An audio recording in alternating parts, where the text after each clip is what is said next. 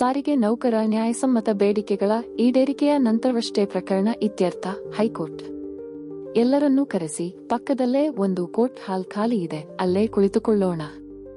ಅವರ ಬೇಡಿಕೆಗಳ ಬಗ್ಗೆ ಸುದೀರ್ಘವಾಗಿ ಚರ್ಚಿಸಿ ಅವುಗಳನ್ನು ಈಡೇರಿಸಿದ ಬಳಿಕವೇ ಪ್ರಕರಣವನ್ನು ಇತ್ಯರ್ಥಪಡಿಸೋಣ ಎಂದು ಸರ್ಕಾರದ ಹಾಗೂ ಸಾರಿಗೆ ನಿಗಮಗಳ ಪರ ವಕೀಲರಿಗೆ ಹೈಕೋರ್ಟ್ ನ್ಯಾಯಪೀಠವು ತೀವ್ರ ತರಾಟೆಗೆ ತೆಗೆದುಕೊಂಡಿತು. ಅಲ್ಲದೆ ಪ್ರಕರಣದ ಮುಂದಿನ ವಿಚಾರಣೆಯನ್ನು ಜೂನ್ 2ಕ್ಕೆ ಮುಂದೂಡಿತು.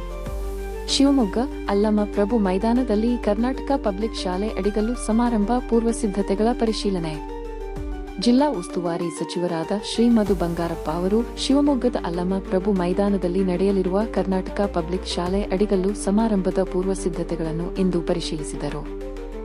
ಜೂನ್ 1ರಂದು ಸನ್ಮಾನ್ಯ ಮುಖ್ಯಮಂತ್ರಿ ಶ್ರೀ ಸಿದ್ದರಾಮಯ್ಯ ಅವರು ನೆರವೇರಿಸಲಿರುವ ರಾಜ್ಯಮಟ್ಟದ ಕರ್ನಾಟಕ ಪಬ್ಲಿಕ್ ಶಾಲೆ ಅಡಿಗಲ್ಲು ಶಿಲಾನ್ಯಾಸ ಕಾರ್ಯಕ್ರಮವನ್ನು ಯಶಸ್ವಿಯಾಗಿ ನಡೆಸುವ ಹಿನ್ನೆಲೆಯಲ್ಲಿ ಸಚಿವರು ಉನ್ನತಾಧಿಕಾರಿಗಳೊಂದಿಗೆ ಸ್ಥಳಕ್ಕೆ ಭೇಟಿ ನೀಡಿ ವಿವಿಧ ತಯಾರಿ ಕೆಲಸಗಳನ್ನು ಪರಿಶೀಲಿಸಿದರು.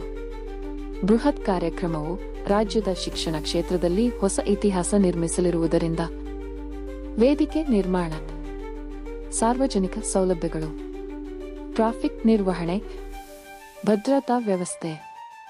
ಕಾರ್ಯಕ್ರಮದ ಸ್ಥಳದಲ್ಲಿ ಜಿಲ್ಲಾಧಿಕಾರಿ ಪ್ರಭುಲಿಂಗ ಕವಳಿಕಟ್ಟಿ, ಸಿಒ ಹೇಮಂತ್ ಕುಮಾರ್, ಎಸ್ಪಿ ನಿಖಿಲ್, ವಿಧಾನ ಪರಿಷತ್ ಸದಸ್ಯೆ ಬಲ್ಕೇಶ್ ಬಾನು, ಜವಳಿ ನಿಗಮದ ಅಧ್ಯಕ್ಷ ಚೇತನ್, ಪಕ್ಷದ ಮುಖಂಡರು ಹಾಗೂ ಕಾರ್ಯಕರ್ತರು ಉಪಸ್ಥಿತರಿದ್ದರು.